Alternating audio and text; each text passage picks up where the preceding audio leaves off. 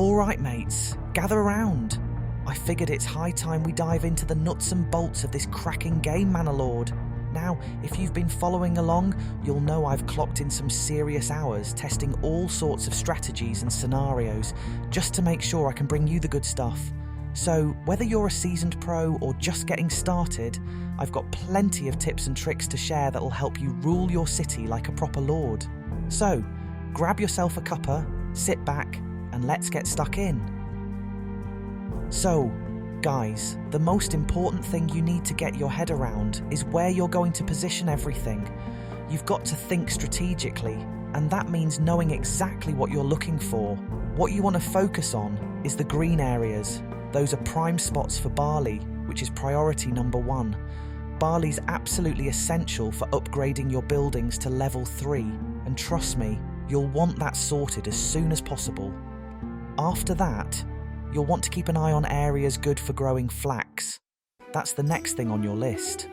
Now, it might not be ideal to have your agricultural setup right next to your village, but try to keep it as close as you can because your farmers will lose precious time travelling back and forth. Efficiency is the name of the game. When you're starting a new city, you've only got one option out of 4 at the moment, the town. Now, here's a tip. Don't settle for the lowest choice. Aim for the best one, which is the plentiful spot. Why? Because it gives you a solid foundation to build much more right from the start, which is exactly what you want. Now, on to the part that'll help you build your empire. After testing loads of setups, here's my top advice for a sustainable city. Start with veggies. Apples are brilliant, but veggies are your best friend in the beginning. You'll want to build vegetable gardens with your first house, and from my experience, square gardens work best. I've tried long ones, short ones, and mixed family setups, and the square plots come out on top for productivity. As you can see, we've got a burgage plot level 1 here, and the pantry is stocked full of vegetables. They are harvesting now, and we have 38 out of 37, and that's even exceeding the nominal capacity, meaning they're never going to go hungry. This is exactly what you're aiming for, the must-have burgage plot to keep your village thriving. Without this, there's no chance of sustaining your settlement. And here we are at burgage level 2. As you can see, the pantry has expanded to hold up to 75, and right now it's sitting at 53. But don't worry, that's about to change. In just a moment, the family will gather all the veggies from their garden, and soon enough, the pantry will be bursting at the seams. This ensures that every house is fully stocked with food. Note that your orchard gardens won't hit full capacity in the first year. It actually kicks in around year 3. But trust me, it's worth spending the 50 gold to build it and wait it out. In the meantime, all you really need is a solid 50-50 balance of veggies and fruit, like apples, to keep your village fully sustainable. With this setup, you'll have a 100% food supply, ensuring your villagers are always well fed. When you're laying the foundations for your village, the first building you'll want to construct is the logging camp. Wood is absolutely essential in the early game. It's the backbone of your village. Once you've got your logging camp up and running, consider adding a woodcutter lodge later on to keep your homes warm. While you can hold off on this at first, it becomes important as your village grows. Next, the saw pit is critical. This building allows you to process wood into planks, which are necessary for constructing more advanced buildings. You'll need this to attract new villagers and grow your population.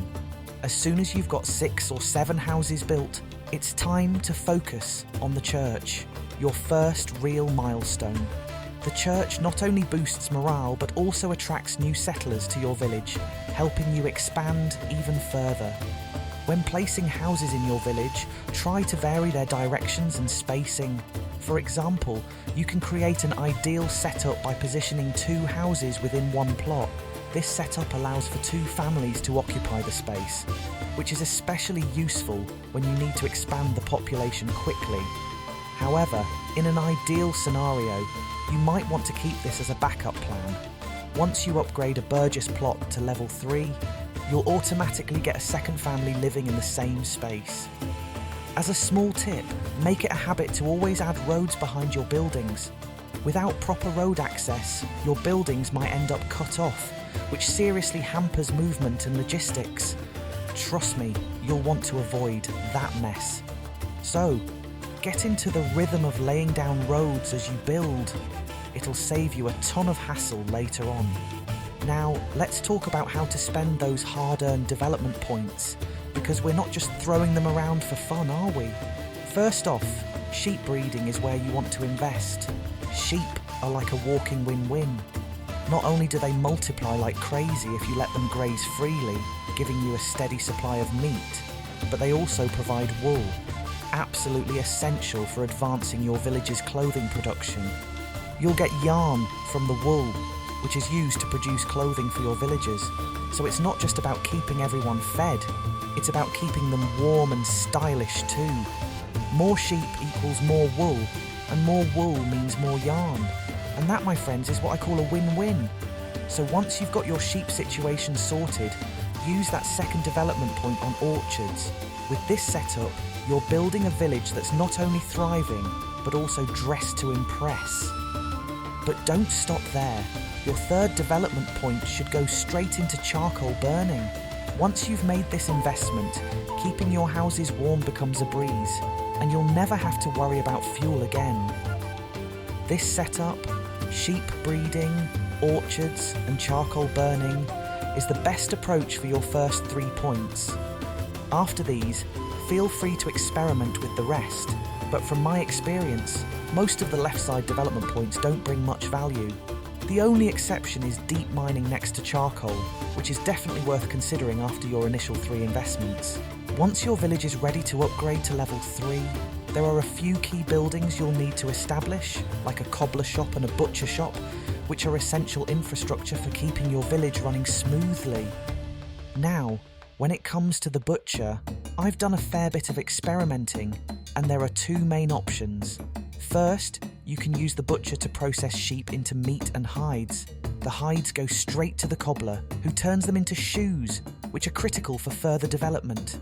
The second option is to produce sausages. I tried everything. 1 butcher, 2 butchers, even 3 butchers with a solid supply of salt. But I found that, no matter what I did, I could never produce enough sausages to make it sustainable. They're always in short. Another thing, this game is all about attention to detail, and one of your best tools is the tab key. It's probably the most important key you'll use if you want to develop your village properly. Why? Because it helps you keep an eye on supply and demand and track which houses are ready for an upgrade. Those green lights are your best friend. They let you know when your buildings are primed for leveling up.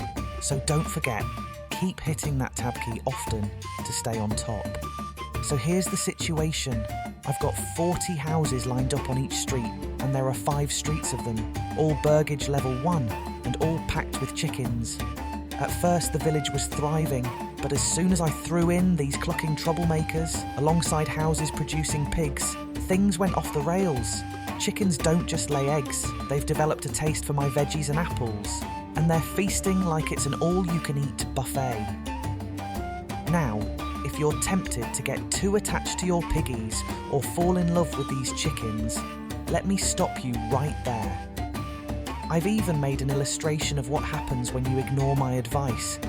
Trust me, it's not pretty. The chickens and pigs consume everything, leaving nothing for your village, and soon you'll be seeing starvation warnings all over the place. These little animals are worse than your hungriest dinner guest. Your brain might be screaming at you to hit that button and choose the chicken co-op or animal pen. Please, I beg you, don't do it. There are absolutely no chances this will end well for you. You'll pay up front, and what do you get? Zilch. You'll fork out 20 gold for pigs, but guess what? No gold back, no meat either. It's like you paid for pigs that just disappear into the void. So seriously, resist the urge. Don't fall for it. It's an absolute trap, and your village will thank you for steering clear.